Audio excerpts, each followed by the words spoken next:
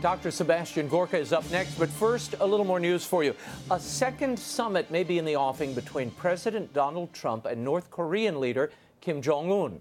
U.S. Secretary of State Mike Pompeo met with Chairman Kim recently. Upon his return from North Korea, Pompeo spoke with reporters outside the White House. From a trip where we made real progress. While there's still a long way to go and much work to do, we can now see a path to where we'll achieve the ultimate goal, which is the full and final verified denuclearization of North Korea. Meanwhile, Kim Jong-un is continuing his outreach to world leaders.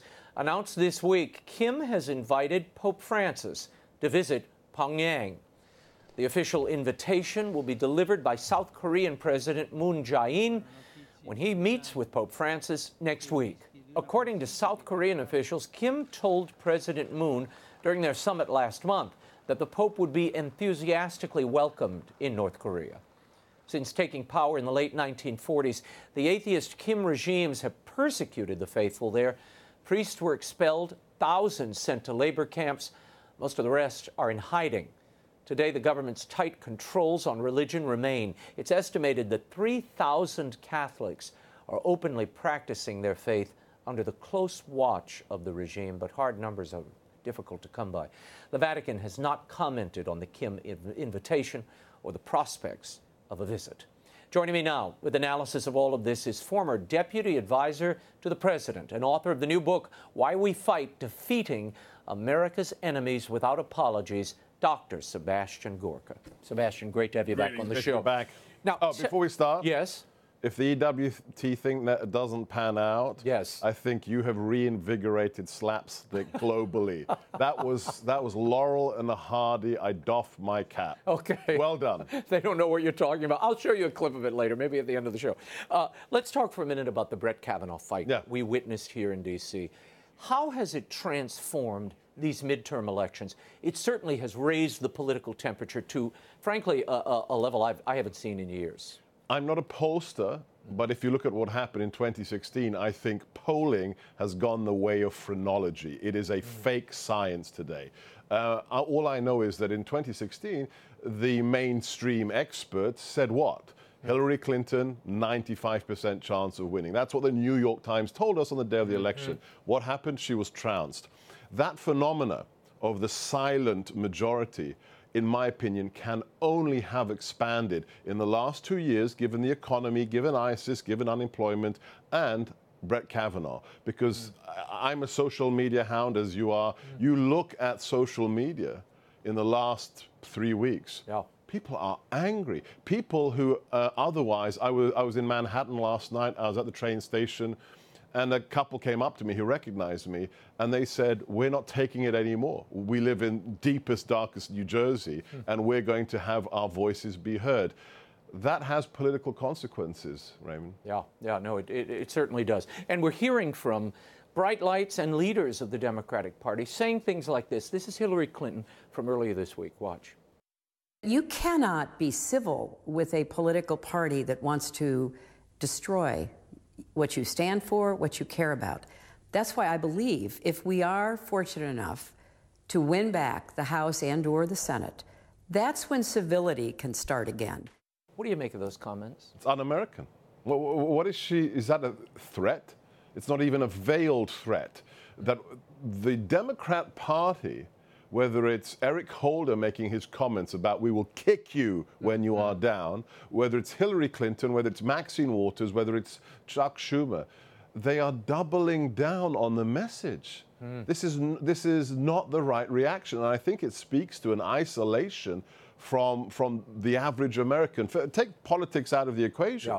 But the average American who looked at this Boy Scout of a federal judge being raked over the coals, and they said, this is not right. And then the footage of these harpies screeching and scratching at the bronze door of the Supreme Court, maybe in Venezuela, but not in America. So I think, yet again, one half of the political spectrum has drawn the wrong conclusions.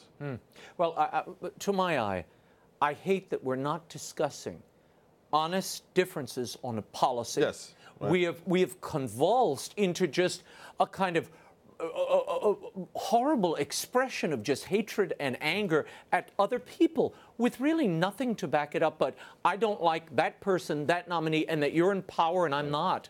This is really toxic for America, for our children, I think for everybody.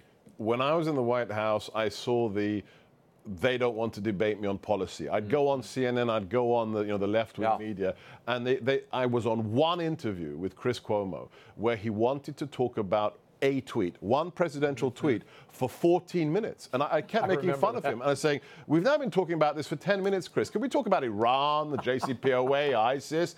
They never want to talk about the policies. Yeah. But you're right, it's escalated because now we don't have a chance to discuss policies because it is hatred. It is hatred for the other. When you have people in front of a camera protesting in downtown D.C., close to where we are, saying, Kavanaugh is a rapist. Sorry, what? In what world is this man a rapist? It's just not normal.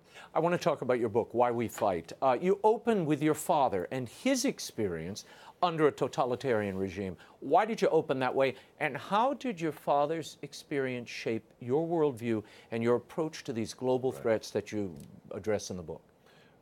It's the opening to the book because my worldview about all the threats we face was informed by what my families went through under first Nazi occupation as children, and then the suffering my father went through in a communist political prison.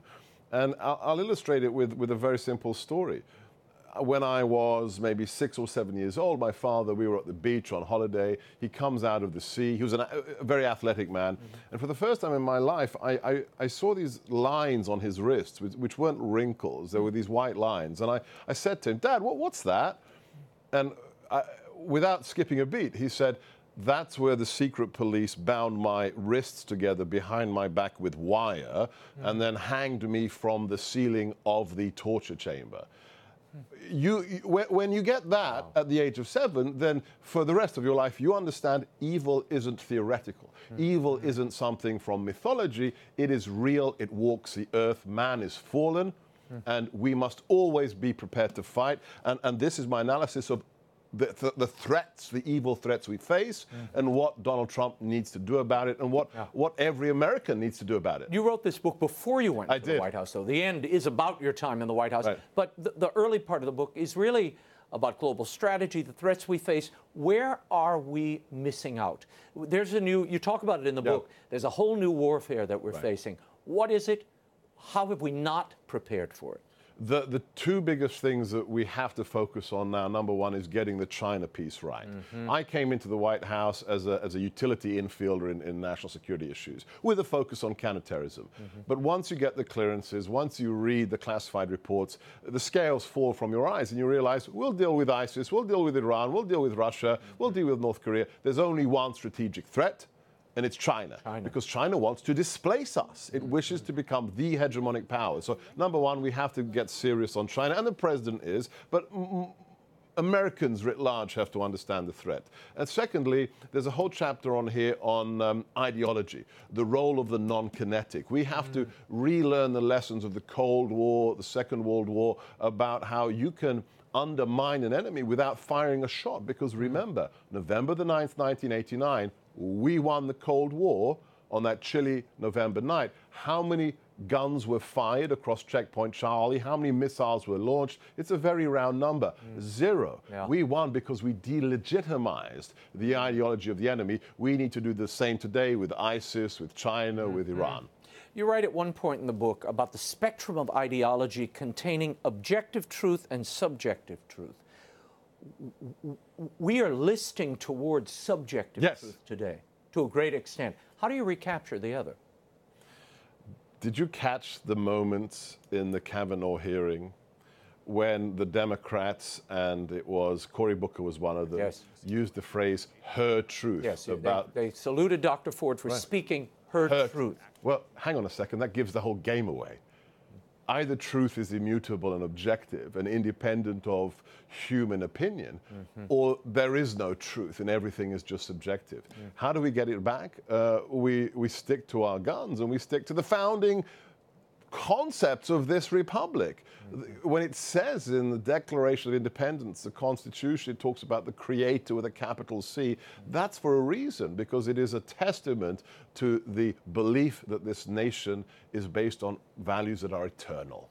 I must ask you before I let you go, you said the biggest threat America faces is China. Yes.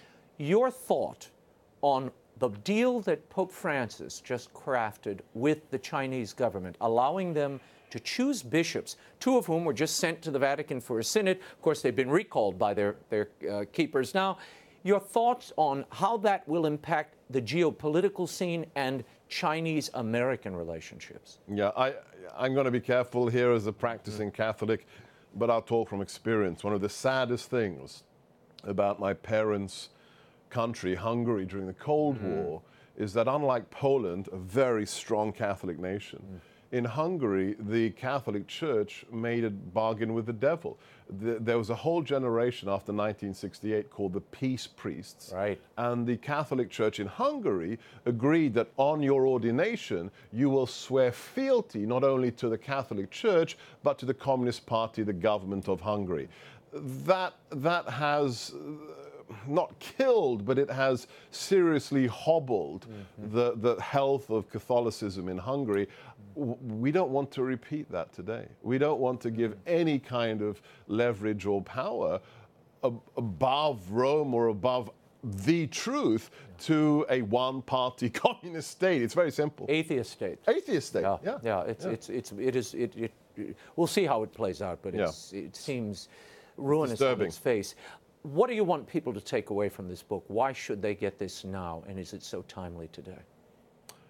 The last story in the book, I didn't know about Kavanaugh at the time. As you said, I wrote it before I came to the White House. I write about 4 heroes in this book, and the last one is Whittaker Chambers, an individual who most Americans will have forgotten, or most millennials will have no idea. And the message of this book is, if you were surprised and disgusted by what happened to Justice Kavanaugh, don't be. Open a history book. Whittaker Chambers was Kavanaugh'd in 1948. He was Kavanaugh before Kavanaugh was born. A man who stood up to the truth in Congress in the first televised ever testimony on Capitol Hill. He said, I know where the Soviet agents are because I was their courier. Yeah. And he was attacked by the Democrats. He was accused of being a homosexual, of being a drunkard, and of being responsible for the death of his brother. All of it lies, a tissue of lies, but he stood by the truth. He was a man of faith. And what happened? We found out after he died, it was all true. It was all true. The Venona decrypts of Soviet intelligence said Alger Hiss, the man he accused of being an agent, was a Soviet agent. So the message is a very simple one. Never give up. Like the president, like Justice Kavanaugh, have faith, hold the line, never give up, and understand that we can win if we have the will to win. And you lay out some incredible heroes in there. Stephen Decatur, Captain Red McDaniel, great iconic heroes that we can look to in our own times. A man who spent 6.5 years in the Hanoi Hilton, never lost his faith. In fact, got closer to Jesus under the torture from the Viet Cong. Yeah. Incredible story. No, it reminds me of our friend who blinked Morse code. Oh, yes. Admiral Denton, who was on the show several times. Gerald Denton, another great man. The book is Why We Fight, Defeating America's Enemies Without Apologies by Dr. Sebastian Gorka. It's available at bookstores everywhere and online, and it's a quick read, a fun read. Get it. Dr. Gorka, thank you for being here. Thank you so much.